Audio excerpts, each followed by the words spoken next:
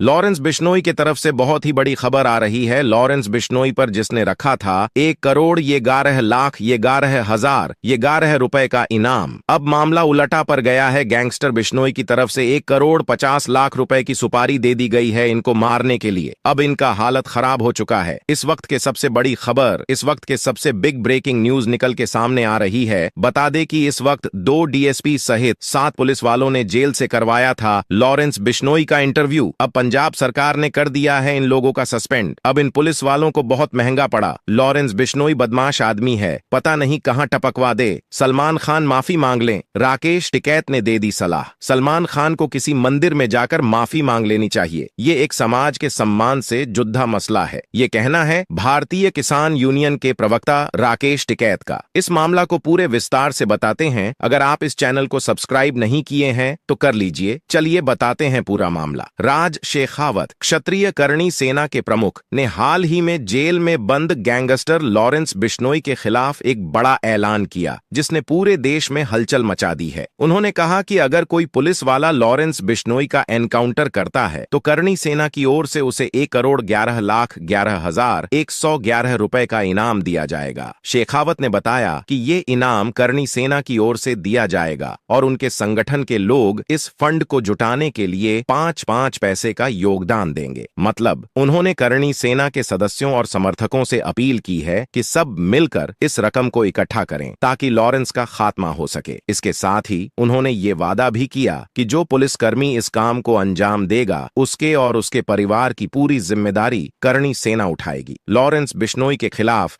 इस बड़े ऐलान के बाद से ही राज शेखावत को लगातार धमकियां मिलनी शुरू हो गईं। शेखावत का दावा है कि बिश्नोई गैंग ने उनके खिलाफ बिहार के सिवान के ओसामा खान नाम के शख्स को 1,50,00,000 की सुपारी दी है। मतलब बिश्नोई गैंग ने इस रकम में शेखावत की जान लेने का ठेका दे दिया है। शेखावत का कहना है कि ये सब इसलिए हो रहा है क्योंकि उन्होंने लॉरेंस और उसके गैंग के खिलाफ खुलकर बोलने की हिम्मत की है। शेखावत ने साफ कह दिया कि उन्हें इन धमकियों से कोई फर्क नहीं पड़ता। उन्होंने बताया कि करणी सेना लॉरेंस बिश्नोई के एनकाउंटर की मांग इसलिए कर रही है क्योंकि वो मानते हैं कि ये गैंगस्टर देश के लिए खतरा है। उन्होंने कहा कि जब उन्होंने लॉरेंस के खिलाफ आवाज उठाई तब से ही उन्हें धमकियां मिलनी शुरू हो गई थीं। शेखावत का मानना है कि बिश्नोई गैंग और उसके चमचे इस देश में आतंक फैलाने की कोशिश कर रहे हैं और उन्हें ये कतई बर्दाश्त नहीं है। उन्होंने कहा कि करणी सेना की ताकत को कोई नजरअंदाज नहीं कर सकता और इस देश में करणी सेना से बड़ी कोई सेना नहीं है। शेखावत ने अपने बयान में यह भी जोड़ा कि उनका ये कदम सिर्फ लॉरेंस बिश्नोई को खत्म करने तक सीमित नहीं है। उनके मुताबिक करणी सेना का लक्ष्य उन सभी अपराधियों और गैंगस्टरों को सबक सिखाना है जो देश के लिए खतरा बन रहे हैं। उन्होंने कहा कि करणी सेना लॉरेंस के एनकाउंटर के बाद भी उसके गैंग के खिलाफ पूरी मुहिम चलाएगी और इस आतंक को खत्म करने में कोई कसर नहीं छोड़ेगी। इस मामले में राज शेखावत का ये बयान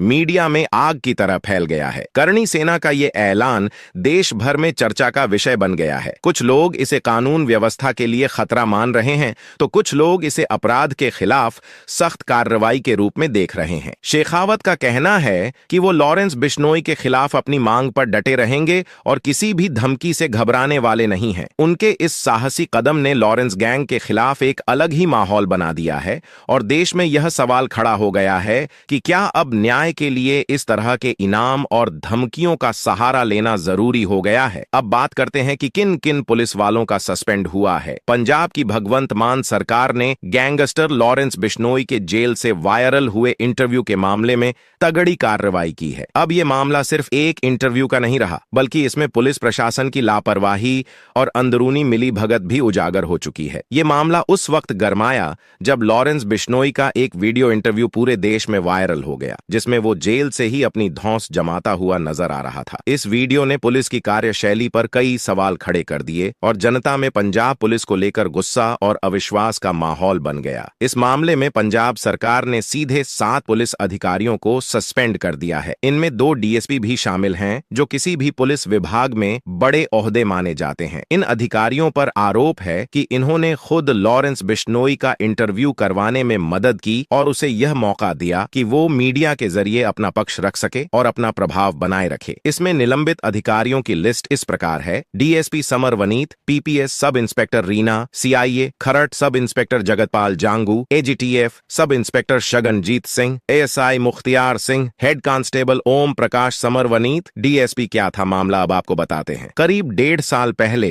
लॉरेंस बिश्नोई का एक इंटरव्यू राष्ट्रीय चैनल पर टेलीकास्ट हुआ, जिसमें वह बेखौफ होकर बोलता दिख रहा था। यह इंटरव्यू उस वक्त का है जब लॉरेंस खरड़ में सीआईए क्राइम इन्वेस्टिगेशन एजेंसी की हिरासत में था। इस इंटरव्यू के कारण पंजाब पुलिस की जमकर आलोचना हुई और मीडिया के जरिए यह बात बाहर आई कि लॉरेंस जैसे खतरनाक अपराधी को जेल के अंदर से मीडिया तक पहुंचाने में किसी न किसी तरह का प्रशासनिक सपोर्ट जरूर मिला है। इसके बाद पंजाब पुलिस ने इस मामले की जांच के लिए एक विशेष जांच टीम एसआईटी का गठन किया। इस पूरे मामले की जांच एसआईटी के प्रमुख प्रबोध कुमार की अगुवाई में की गई। रिपोर्ट के मुताबिक इन 7 अधिकारियों ने अपने पद का दुरुपयोग करते हुए लॉरेंस का इंटरव्यू करवाया और इसे देश के एक बड़े चैनल पर प्रसारित होने दिया। प्रबोध कुमार ने हाई कोर्ट को यह रिपोर्ट सौंप दी थी और बताया कि जांच के दौरान ये अधिकारी दोषी पाए गए हैं। इसके बाद पंजाब सरकार ने इन सभी को तत्काल प्रभाव से निलंबित कर दिया। लॉरेंस बिश्नोई का ये इंटरव्यू एक ऐसा मुद्दा बन गया है जो केवल एक गैंगस्टर के प्रचार प्रसार का नहीं है, बल्कि यह भी साबित करता है कि पुलिस विभाग के अंदर भी लॉरेंस जैसे गैंगस्टरों का नेटवर्क सक्रिय है। इस घटना ने पंजाब पुलिस की कार्यप्रणाली पर भी गहरे सवाल खड़े कर दिए हैं और लोगों में एक बड़ा सवाल है कि क्या पुलिस खुद ही अपराधियों को बढ़ावा दे रही है। इस मुद्दे की गंभीरता को देखते हुए पंजाब और हरियाणा हाईकोर्ट ने भी इस मामले में हस्तक्षेप किया और एसआईटी का गठन कर दिया गया। इस एसआईटी ने करीब 10 महीने की गहन जांच के बाद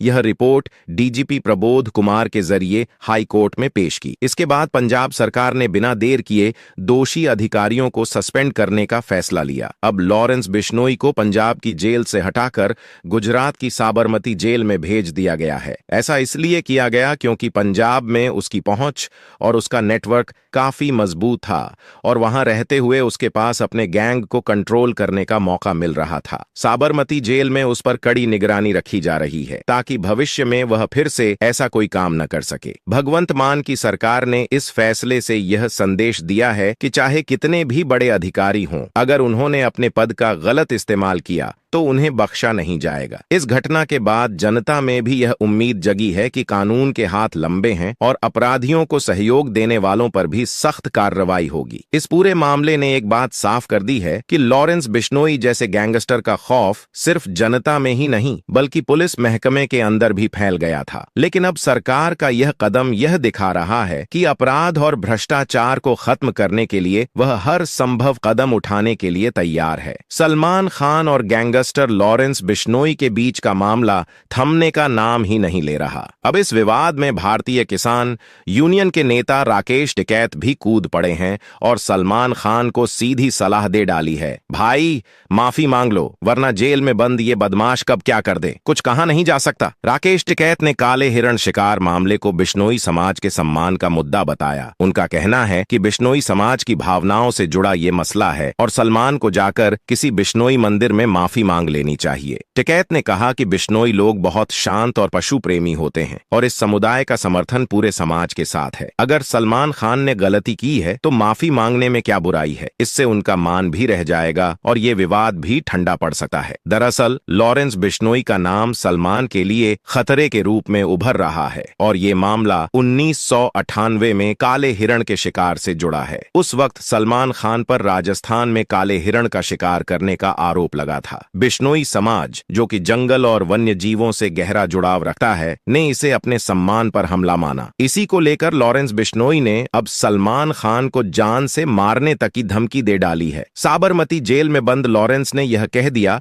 कि बिश्नोई समाज का मान रखने के लिए सलमान को सबक सिखाना पड़ेगा। इससे सलमान की सुरक्षा पहले से भी ज्यादा कड़ी कर दी गई है। लॉरेंस का भाई रमेश बिश्नोई भी सामने आ गया है। उसने साफ कहा कि सलमान खान को काले हिरण शिकार मामले में बिश्नोई समाज से माफी मांगनी चाहिए क्योंकि इस मुद्दे पर समाज पूरी तरह एकजुट है। इतना ही नहीं, रमेश ने आरोप लगाया कि सलमान ने इस मामले को ठंडा करने के लिए बिश्नोई समाज को पैसे भी ऑफर किए थे जिसे समाज ने नकार दिया। उसने कहा कि हमारे पूर्वजों ने पेड़ों और जानवरों के लिए जान तक दे दी है तो हम किसी भी हाल में अपने सम्मान से समझौता नहीं करेंगे। बिश्नोई समाज का इतिहास यह बताता है कि वे प्रकृति और जानवरों से अटूट प्रेम रखते हैं। उनके 363 पूर्वजों ने पेड़ पेड़ों की रक्षा के लिए अपनी जान कुर्बान कर दी थी। जब 1998 में सलमान खान ने काले हिरण का शिकार किया, तब से ही बिश्नोई समाज में नाराजगी है। कोर्ट केस तो चला और सलमान को सजा भी मिली, पर बिश्नोई समाज को यह लगता है कि इससे उनके सम्मान की पूरी तरह से रक्षा नहीं हुई है। अब उनके धैर्य का बांध टूटता दिख रहा है और समाज का गुस्सा बढ़ता जा रहा है। राकेश टिकैत और रमेश बिश्नोई की बातों को मिलाकर यही नजर आता है कि बिश्नोई समाज का मान बनाए रखने के लिए सलमान को किसी बिश्नोई मंदिर में जाकर माफी मांग लेनी चाहिए। इससे समाज को लगेगा कि सलमान ने उनकी भावनाओं को समझा है और सम्मान दिया है। टिकैत ने कहा कि सलमान खान को यह कदम उठाने से शायद लॉरेंस बिश्नोई की धमकियां भी बंद हो जाएं और वह समाज के साथ अपनी इज्जत भी बचा लें।